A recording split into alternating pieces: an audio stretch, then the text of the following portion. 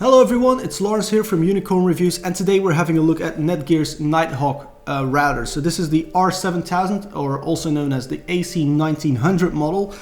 Basically it's a simultaneous dual band router, so you get 600 on the 2.4 GHz range and then the other 1300 on the 5 GHz range. Of course you still have to divide those two values because they just add upload and download up. So you get 650 megabits theoretically, of course, download or upload. Obviously you can't quite reach these values, but it's still a pretty good thing. But we're going to go into detail about those things later.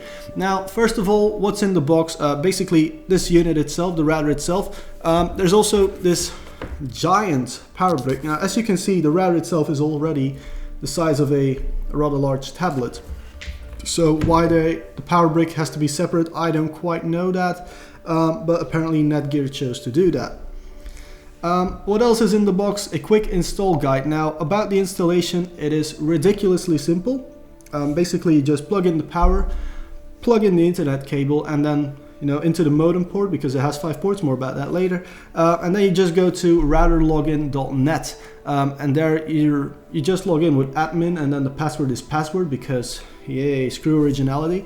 And then you just get a giant web interface where you can set pretty much anything. There's also an app, so there's also the Netgear Genie app for your smart devices. So that's all pretty cool. Setup is incredibly easy, although it did take me quite a while to find out where I could actually change the password from password to something a bit more personal.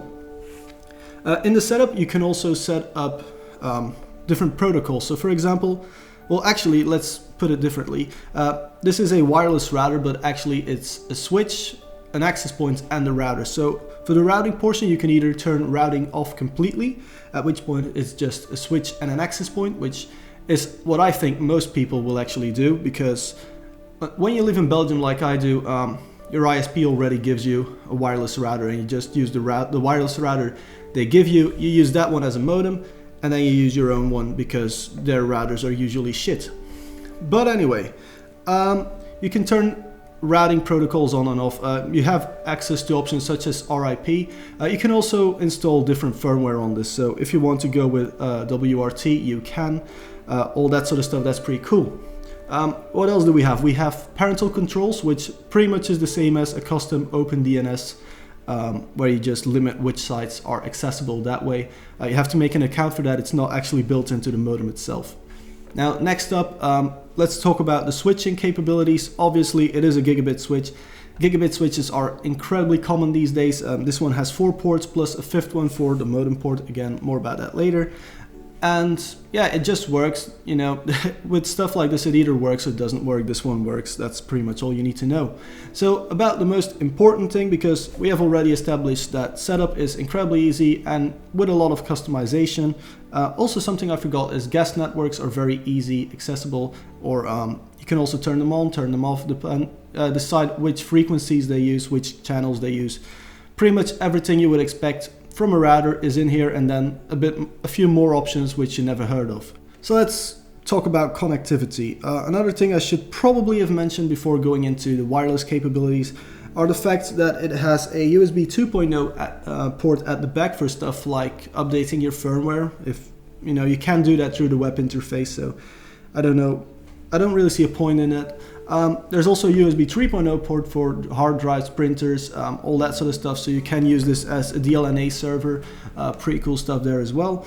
But yeah, how about the range of this thing? Because on their website they describe this as for very large homes, which is very, very vague. I would prefer to just see a coverage in square meters or something else. But range, it is incredibly good for a router this price. Some people have said that it's a bit overpriced maybe compared to the competition, but it is great when it comes to range. You get these 3 antennas, you can change the angle of them. Netgear recommends you put them in a V shape or a 45-degree angle. Of course, this is the 45, this is the 90 then. And yeah, basically anywhere in the house on the first floor I was getting maximum coverage, so the 100%. They actually have the Wi-Fi analyzer app for that. If you use it with a smartphone, I of course did my testing with my laptop or hybrid or tablet, whatever you want to call it. So Coverage is great, even at 3 levels higher here, still great coverage. For me, the most surprising thing was that with this router sitting here, me walking all the way to the garden house 50 meters away from here, I was still getting a quarter of the reception it could possibly give you, and we were still getting throughputs of 30 megabytes a second, which is pretty insane. So you only need one of these if you live in a large house, which I guess is why Netgear describes it as that. Let's do a conclusion here. As I said, I don't know if I said it actually, but this is my first router review, so I can't really compare it to anything else, and so I went online to compare it to other things, obviously. And what I pretty much have to say about it is that it is ridiculously good, very easy to set up. Everyone's pretty happy with it. I didn't really notice any major problems that anyone had with this model, but people do describe it as a bit oversized for what it is and a bit expensive for what it is. But then you do get good support, and despite the fact that the web app looks pretty much like it came right out of the 90s, it does all work, it's very stable. And what else do you really need from a wireless router? So anyway, guys, thank you all very much for watching.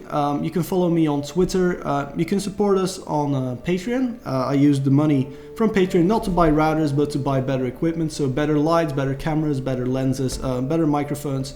I'm using the Razer Siren for now. I should not have tapped the microphone. You guys are not gonna like that. But yeah. Press the like button if you like this video, press the dislike button if you dislike this video. Please leave a comment on what you think. If you have any questions, I try to reply to pretty much any comments as long as it makes sense. So yeah, thank you all very much for watching.